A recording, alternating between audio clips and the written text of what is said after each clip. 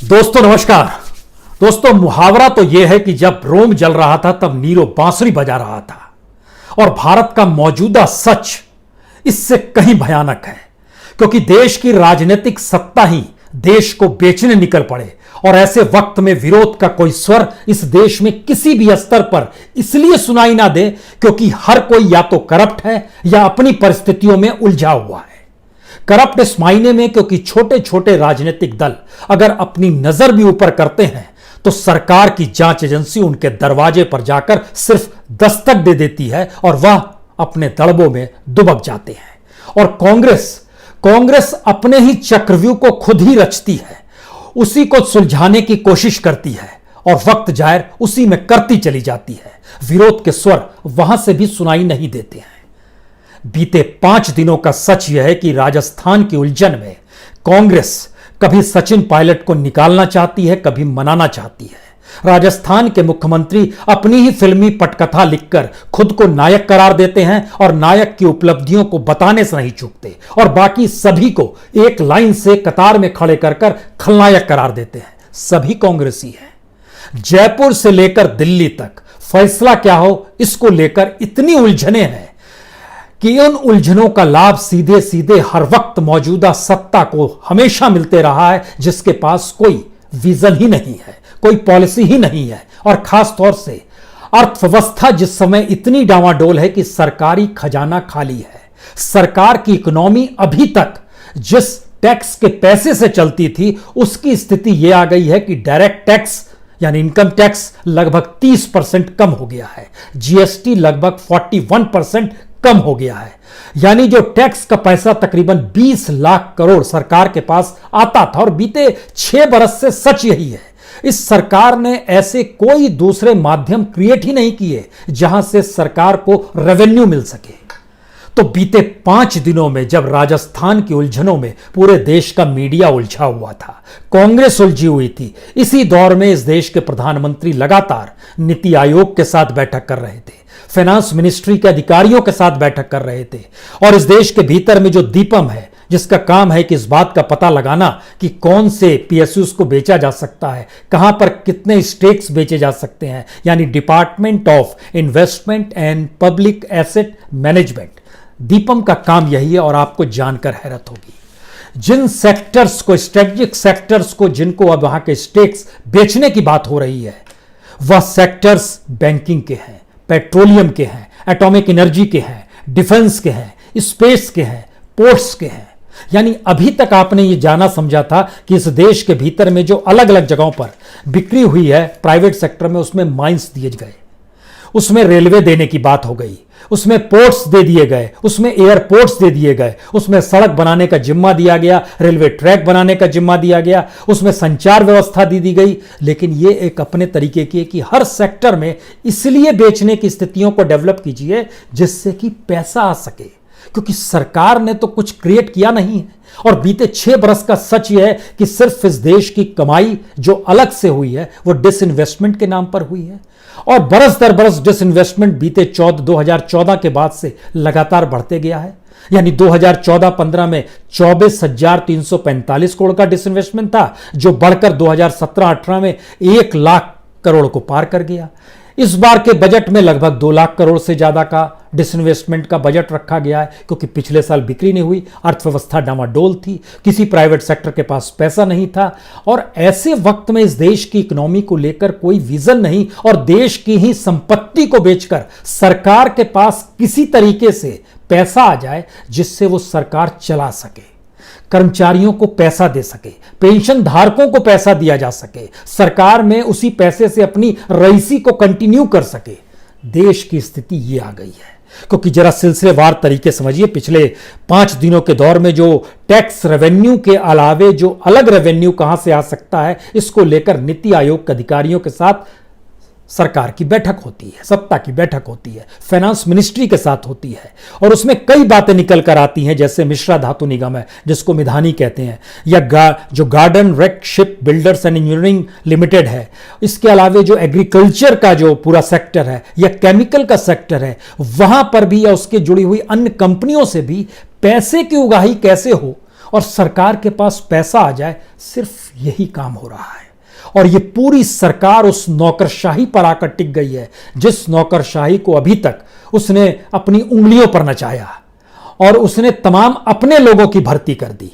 यानी जो लायक नौकरशाह थे, चाहे वह इस देश के इकोनॉमिक एडवाइजर ही क्यों ना रहे हों, दो इकोनॉमिक एडवाइजर को बाहर का रास्ता दिखा दिया गया। रिजर्व बैंक में जिसने विरोध किया, उर्जित पटेल ने विरोध किया, रघुराम राजन ने किया, बाहर का रास्ता दिखा दिया गया। और अपने ही लोगों से अब यह बात कही जा रही है कि अब बेचना है, पैसा चाहिए, और दूसरी तरफ तो कोई आवाज उठेगी नहीं। विपक्ष अपनी वजहों से उलझा हुआ है, उसके सामने इस दृष्टि का सामना आ नहीं रहा है कि देश अगर बिकते चला जाएगा तो आने वाले वक्त में भारत कर्ज में दबा हुआ होगा, और कर्ज में दबने की स्थिति भारत की लगातार बड़ी तेजी से बढ़ रही है। और इस देश में कंगाली की स्थिति यह आ जाएगी कि अभी तक तो हम लोग सिर्फ ये जानते हैं कि सरकार ने कोई इंफ्रास्ट्रक्चर इस हद तक खड़ा नहीं किया कि मौजूदा वक्त में जब छात्रों की परीक्षा का सवाल आया तो पहले राउंड में सरकार ने कहा कि स्कूलों को तो हमने क्वारंटाइन सेंटर बना दिया है। दूसरी स्थिति आई कि ऑनलाइन लिया जाए, तब पता चला कि ऑनलाइन नहीं ले सकते हैं क्योंकि हमारे पास ऑनलाइन के लिए भी इंफ्रास्ट्रक्चर नहीं है। यानी इंटरनेट नहीं है, कंप्यूटर्स नहीं है, पढ़ाई कैसे करें, यूनिवर्सिटीज को कैसे चलाएं, प्राइवेट सेक्टर यूनिवर्सिटीज अगर पूरी फीस ले रही है, वहां पर अपने तरीके से फीस में ही लैपटॉप भी दे दिया जा रहा है, इंटरनेट सिस्टम भी दिया जा रहा है, लेकिन पूरे देश का वहां पर पढ़ने वाले छात्र जो होते हैं हायर एजुकेशन के, सिर्फ 10% है। बाकी 90% के देश के साथ कोई विजन नहीं है। क्या इस बात का जिक्र होगा? और आज जब हम इन बातों को लेकर आपके साथ बैठे हैं तो पुराने खाके दिमाग में आएंगे ही। 23 कंपनियां बीते 6 बरस में बेची गई, लगभग 3 लाख करोड़ से ज्यादा का डिसमेंटमेंट हुआ है। और अब यह बात सामने आ रही है, इन सब की सबसे बड़ी वजह यह है कि हमारी इकोनॉमी में जनता के पास कुछ नहीं बच पा रहा। स्थिति इतनी नाजुक है, बेरोजगारी रेट तो ऊपर है, रिटेल सेक्टर की महंगाई ऊपर है, इन सब के बीच बिजली की खपत तक कम हो गई है। यानी सरकार को बिजली की खपत से जो लाभ होता था, जनता के पास इतना पैसा कम हो गया है कि अब वो बिजली की खपत भी सोच के कर रही है। एक बात, उस दायरे के भीतर में वह तमाम मॉल्स आ गए, वो तमाम दफ्तर आ गए, वो तमाम दुकानें आ गई। कोई दुकान कैसे खोले? शाम के बाद कोई नहीं खोलता है, लाइट कोई नहीं जलाता है, ग्राहक आता है तो ही एसी पंखा चलाता है, नहीं तो नहीं चलाता है। पैसे देने पड़ेंगे, किराए का पैसा नहीं बच रहा है। यह स्थिति इस देश की इकोनॉमी की है और सरकार के पास पैसा नहीं है। सरकार को पैसा हर हाल में चाहिए। वो बार बार कह रही है हाँ एडमिनिस्ट्रेटिव कॉस्ट तो ज़्यादा, उसको कम किया जाए, प्राइवेटाइज कीजिए, मर्जर कीजिए, किसी भी तरीके से होल्डिंग कंपनियों उसके ऊपर अपना दबाव बनाइए और अपने तरीके से चीज़ों की उगाही कीजिए, क्योंकि अन्यथा चीज़ें बचेंगी नहीं।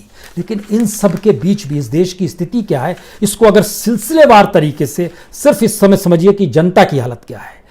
अप्रैल और मई जून, यानी अप्रैल मई जून 3 महीने, इस 3 महीने के भीतर में जो गाड़ियों का सेल्स ग्रोथ था वो 75% नेगेटिव में है, -75%। इसमें सबसे बुरी हालत जो है वह 3 व्हीलर्स की है, 91% -91%।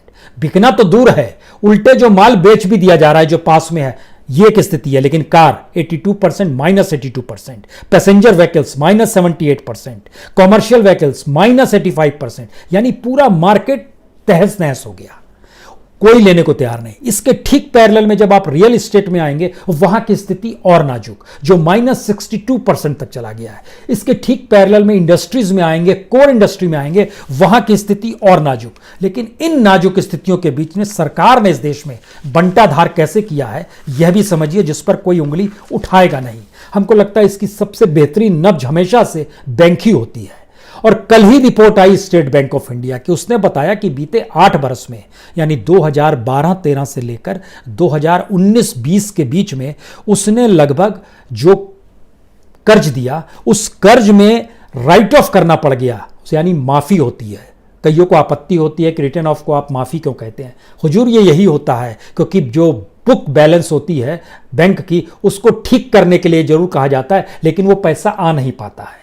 और ये विलफुल डिफॉल्टर्स जो होते हैं उनसे पैसा लिया भी नहीं जाता है। और उनके माल को बेचने के लिए जो एनसीएलटी बचा है वहां का मामला देखिएगा तो लगभग वहां पर 2 लाख करोड़ से ज्यादा की संपत्ति से उलझा हुआ मामला अभी भी पड़ा हुआ है। और अब तो उसकी भी मियाद बढ़ा दी गई है 6 महीने कि वहां भी कोई काम नहीं होगा। बैंक हम सिर्फ एसबीआई का जिक्र आपसे कर रहे हैं। एसबीआई ने जो डाटा जारी किया है इसको जरा समझने की कोशिश कीजिए। 1,23,432 करोड़ रुपए उसने माफ कर दिए, अपनी बैंक बैलेंस की बुक को ठीक कर लिया। लेकिन जिनको कर्ज दिया था वसूला कितना गया? सिर्फ 7 to 8%, 8,969 करोड़, इतना ही वसूला गया। यानी 1 लाख करोड़ से ज्यादा माफ दे देते हैं और 800 करोड़ से 8,000 करोड़ से ज्यादा वसूल नहीं पाते हैं। और अगर इस पीरियड को देखना शुरू कीजिएगा, किस तेजी के साथ ऐसा होता है कि कुछ गलती हो गई तो अगले साल सुधरेगी। यहां खेल उल्टा है। यहां है कि इस साल गड़बड़ी, अगले साल और गड़बड़ी, उसके बाद और गड़बड़ी। यानी अगर मनमोहन सिंह की सरकार को भी जोड़ेंगे तो 2012-13 में 1,345 करोड़ रुपए माफ किए गए, 13-14 में 3,248 करोड़ रुपए माफ किए गए। उसके बाद देखिए नरेंद्र मोदी आ गए। नरेंद्र मोदी ने आते ही 5,630 करोड़ रुपए माफ किए।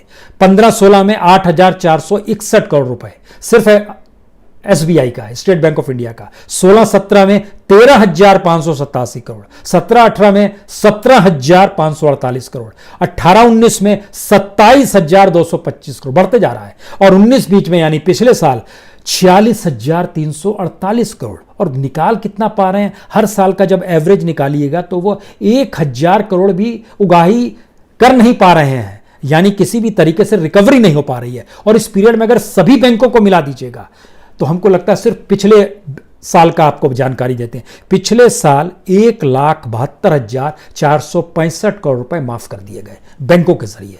उसमें एसबीआई का था लगभग 48,000 करोड़।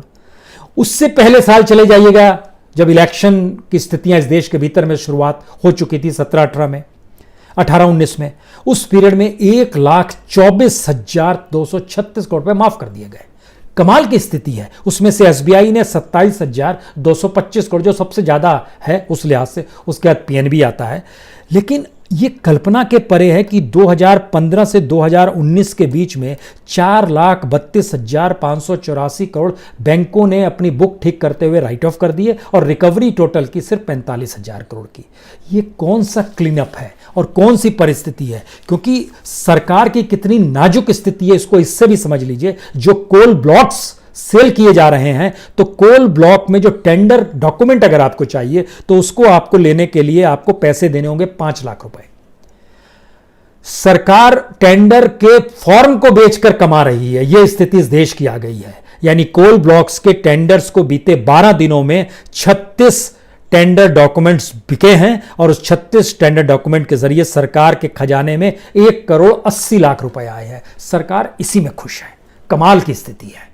यह है हमारे देश की इकोनॉमी का अनूठा सच। यानी जिस वक्त समूची दुनिया में क्राइसिस है और समूची दुनिया की सारी कंपनियां दुनिया में कर्ज उठा रही है, और एक रिपोर्ट आई है दुनिया भर के कर्ज को लेकर, जो ग्लोबल कॉर्पोरेट डेब्ट है, जो कर्ज है, वो लगभग 2020 में 12% बढ़ जाएगा, जो पिछले साल 8% बढ़ा था।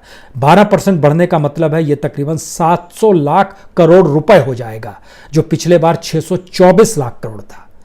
यह स्थिति पूरी दुनिया की, और इसकी बड़ी वजह यह है कि पिछले बार तक तो विलय हो रहा था, मान लीजिए आपस में मर्जर हो रहा था, अधिग्रहण किया जा रहा था, डिविडेंड्स था, बाय बैंक था, फंडिंग थी, लेकिन इस बार प्रॉफिट ही नहीं है किसी के पास। पूरी दुनिया की स्थिति है। लेकिन पूरी दुनिया में कोई भी कंट्री अपने ही कंट्री के प्राइवेट सेक्टर को देश का माल नहीं सस्ते में बेच रही है। वह उन कंपनियों को बढ़ावा दे रही है जिससे उनके बिजनेस के जरिए उस देश को लाभ हो सके।